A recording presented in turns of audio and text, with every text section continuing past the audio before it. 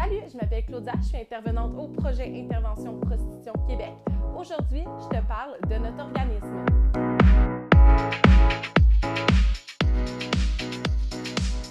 Donc, je suis de retour aujourd'hui sur ton écran pour t'expliquer c'est quoi ça, le PPQ. Comme je l'ai mentionné dans ma dernière capsule, on est un organisme qui accompagne toutes les personnes qui vivent de près ou de loin dans une dynamique prostitutionnelle.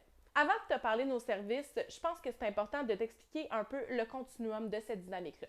Donc, on va imaginer ça avec une flèche. À ce bout-là, on a la personne qui est une travailleuse du sexe épanouie et super indépendante. À l'autre bout, on a la personne qui vit carrément de la traite humaine.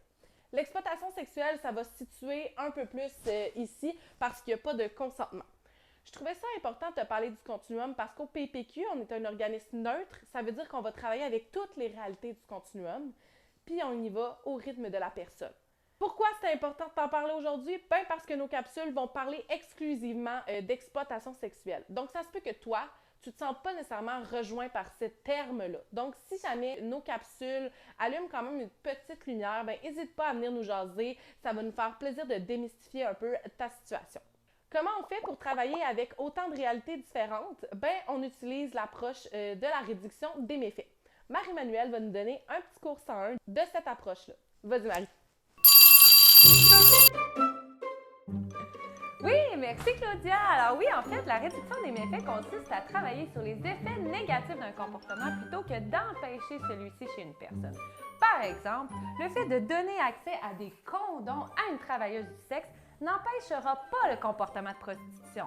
Par contre, nous allons travailler à réduire les effets négatifs sur sa santé sexuelle. C'est la même chose pour la distribution de seringues propres chez les utilisateurs de drogue par injection. Merci Marie. On travaille avec cette approche-là, mais surtout, notre but, c'est d'améliorer les qualités de vie de la personne. Comment on fait ça? On fait ça grâce à 3 volets. Le milieu de vie, le travail de rue et la prévention. À place de t'expliquer ça assis tranquillement sur mon divan, ben j'ai décidé de t'amener au PPQ pour te parler de nos volets. Bienvenue au PPQ.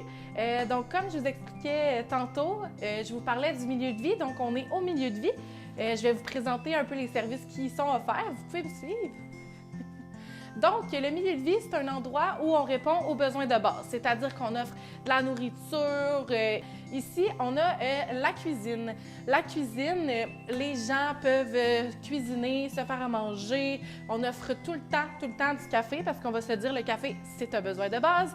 Et puis, les gens ils peuvent fouiller dans le frigidaire s'ils ont faim. Puis ensuite, on a la moisson. La moisson, c'est offert le mercredi. Vous pouvez me suivre vers la moisson. On offre des paniers alimentaires à chaque mercredi. Donc, voici le cochon, c'est où on stocke toute la nourriture qu'on reçoit de Moisson Québec en attendant le mercredi. Et le mercredi, on fait des paniers alimentaires pour les personnes qui fréquentent la ressource. Que vous pouvez me suivre, je vous amène vers un autre service de base.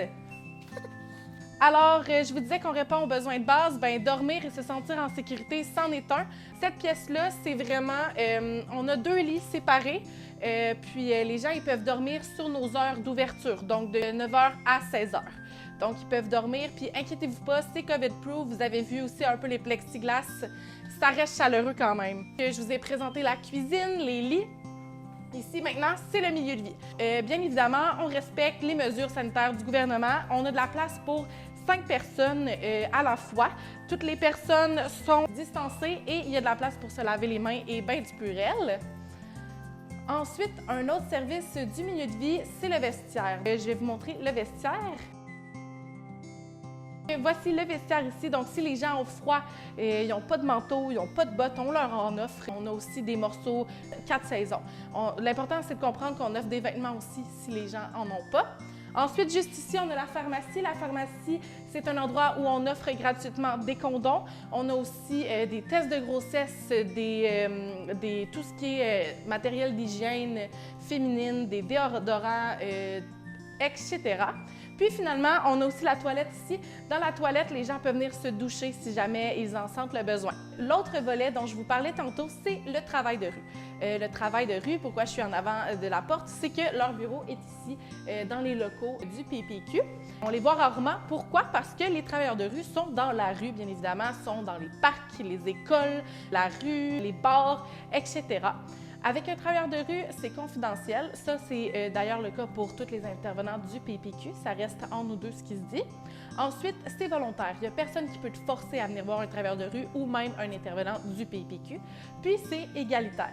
Comme je disais tantôt, les travailleurs de rue sont rarement dans leur bureau. Bien, pourquoi? Bien, justement, ils désirent avoir une relation égalitaire avec toi. Ça veut dire qu'ils ne vont pas te rencontrer dans leur bureau, ils vont te rencontrer dans un Tim Hortons, au parc, etc. Dans le travail de rue, on a aussi les intervenantes qu'on appelle catwomen. Les catwomen, elles vont directement dans les milieux de l'industrie du sexe. Donc, elles vont dans les bars de danseuses, les agences d'escorte et les salons de massage érotiques. Elles ont pour but de prévenir la santé sexuelle, donc souvent accompagnée d'une infirmière qui va offrir des tests de dépistage dans les milieux mêmes. Puis Catwoman, elle va traîner au bar, elle va traîner, bref, dans la place pour que si jamais tu as envie de jaser, elle est disponible pour t'écouter.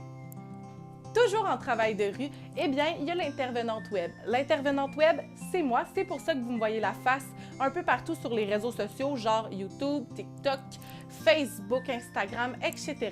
En fait, moi, je suis comme un travailleur de rue, donc je peux me déplacer, mais surtout, je suis sur tout ce qui est plateforme web.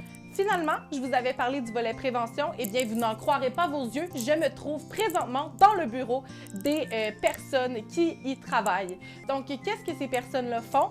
Elles vont directement dans les écoles pour parler aux gens de qu'est-ce que l'exploitation sexuelle dans le but que ces personnes-là qui ont notre atelier soient en mesure de détecter des situations d'exploitation plus rapidement.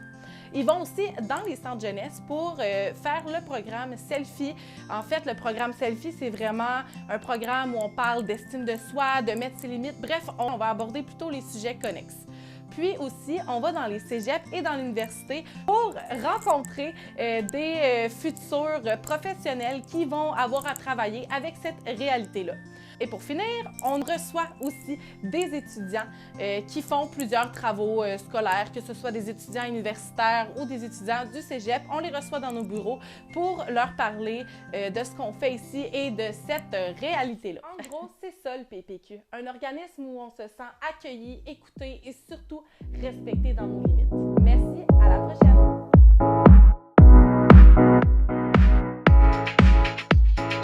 Dans la prochaine capsule, on aborde enfin le sujet de l'exploitation sexuelle.